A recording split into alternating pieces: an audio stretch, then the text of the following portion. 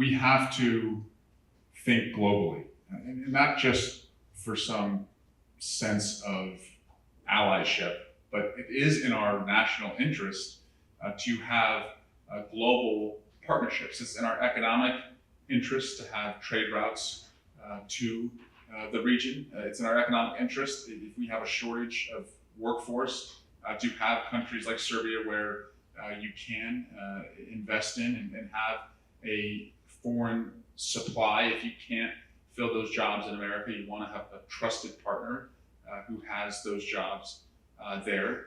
But I just want to talk a little bit about Ukraine and show you how my perception of Serbia prior to working with Marko has really changed. Because yes, Serbia in its foreign policy wakes up every morning and it has to think about four different entities. Obviously, Russia, because of geographic, cultural, and religious ties, as well as energy ties. It thinks about China because of China's, just economic dominance almost everywhere in the world. It thinks about the EU because of its, active effort to join, and it thinks about the United States. And so we have to be realistic that we are, competing, with those other entities.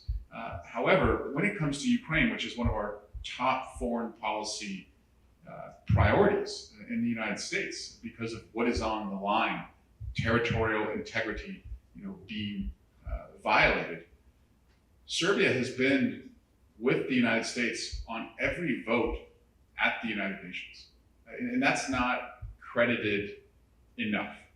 Every vote at the United Nations, in addition, of course, to refugees that they have taken on, in addition to humanitarian and hospital aid that they have provided, and that's important because they are in a tough neighborhood of the world and have their own national interests that would allow them not to do that, and people would probably say, well, I get why they can't do that. And so that's a credit to President Vučić and to people like Marko.